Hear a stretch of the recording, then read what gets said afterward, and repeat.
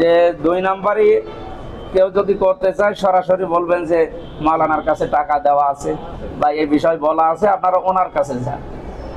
মানে এত ক্ষমতা নিয়ে কে চলে কুষ্টিয়ায়, আমি দেখবো বাকি উপরওয়ালার দোষ দেয়। উপরওয়ালা কুষ্টিয়ায় কেউ নেই, উপরওয়ালা এখন আমি। কুষ্টিয়া মেডিকেল কলেজ এবং হাসপাতাল এটা আমরা চালু করতে চাই পুনরায়। কয়েকটা বিভাগ চালু আছে, পূর্ণাঙ্গভাবে যেন চালু হয় সেই বিষয়ে আজকে আসলে মিটিং ছিল।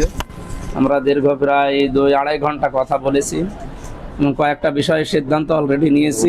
আপনারা দোয়া করেন, আগামী কিছুদিনের ভেতরেই অন্তত একটা সুখবর শুনতে পারবেন, সুখবর জানতে পারবেন, যেটা শুনলে আপনাদেরও আনন্দ হবে। বিশেষ করে আমাদের এই কুষ্টিয়ার আশপাশ 4-5টা জেলার মানুষের উপকারের জন্যে, সেবার জন্য আমরা চেষ্টা চালাচ্ছি।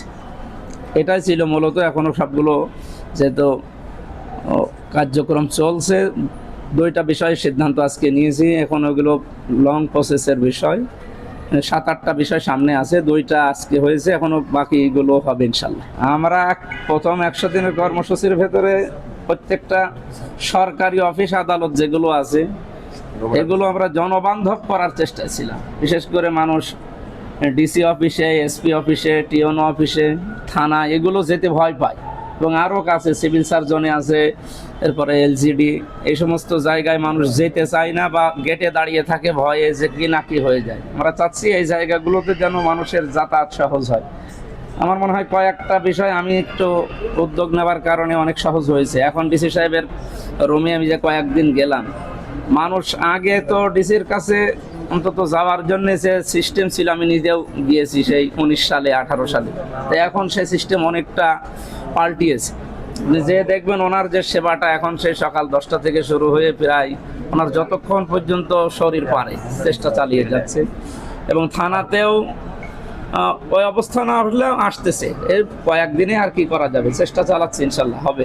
অভিযোগ আমার কাছে আছে লিখিত, এগুলো আমি জানিয়েছি, সদরে জানিয়েছি এবং সময় দিয়েছি, এগুলো পাল্টাতে হবে। ওনারাও প্রথমে অন্তত ভুল স্বীকার করে এবং কি মাপ চেয়েছে যে এটা আসলে আমাদের কন্ট্রোলের বাইরে ছিল এবং উপরওয়ালার দোষ দেয়।